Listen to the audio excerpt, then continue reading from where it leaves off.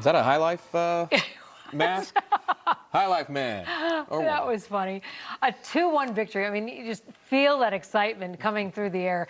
It was overtime over Canada to win the gold medal in ice hockey. It sounds familiar, doesn't it? Yeah, it should, because that's exactly what played out for last Thursday's women's ice hockey game. Yeah.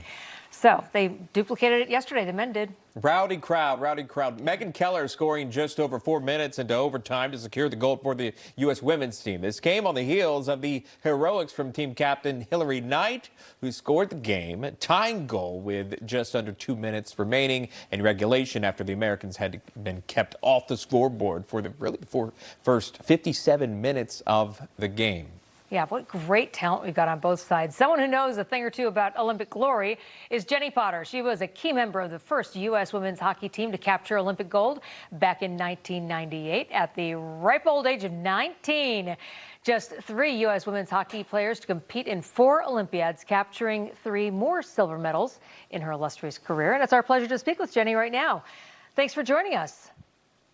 Thanks for having me. So tell us, both the men's and women's teams winning gold in nearly identical fashion.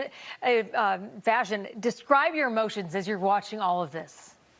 Oh, yeah, for sure excited. You know, if you're not playing in the game, you're a little more nervous. You don't really have control, but it was an honor to represent your country. So watching the men's and women's team compete in the Olympics against one of our biggest rivals and beat them in overtime is just like reliving the experience, what we did in 1998 and beating Canada. So it was an honor to be an American and watch both these teams come away with a gold medal. They earned it. Yeah, Canada didn't enjoy it. We know that from social media. But the United States, the Americans did. As we mentioned, Hillary Knight scoring the game-tying goal late in the third. And with that goal, she became the all-time leading point scorer in U.S. women's hockey Olympic history. And it was your record that she broke. Was this a bittersweet moment? You want to share some insight there into how you felt? No, I mean, obviously, she's been a huge impact for women's hockey and growing the game. And super proud that she was able to accomplish setting 2 records in the Olympics. She actually started out in 2010. That was her first Olympics. And, you know, we were roommates. She moved to Minnesota. She trained with my husband and I. So we go way back, and super proud of her and what she was able to accomplish and help Team USA bring another gold medal home. Did you say you worked with her, you and your husband? What was that like? Yeah, no, she was young, like I was in 1998, and I took her under the wing, and she was my roommate, my best friend. We were line mates. We did everything together. She wanted to be the best hockey player in the world, and at the time I was, you know, a leader on Team USA, and just took her under the wing, and I'm so happy for her and what she's able to accomplish and the person that she's grown into. Yeah.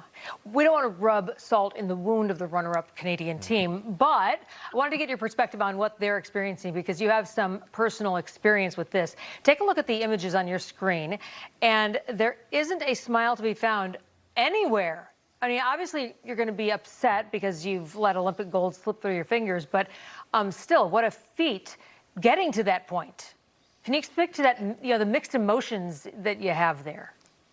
For sure. I mean, you know, winning a gold medal is something you dream about, you know, running off the bench and celebrating with your teammates. And at the end of the game, when you come up short, it is devastating. You spend 4 years of your life training to get to that point with your teammates and your family. And to, you know, be defeated in that moment, it's tough. And I know that we got criticized, you know, Salt Lake City, that we were being bitter and but it's tough because it's right after a game that you competed your hearts out and you lost. So it's tough. Silver medalists in hockey, you lose, you know, in bronze, when you win the bronze. So it is a tough spot to be in, and totally acceptable that they would be emotional and upset. So I do understand what they feel. But this is what makes sports great, is that competitive nature and our rivalry with Canada.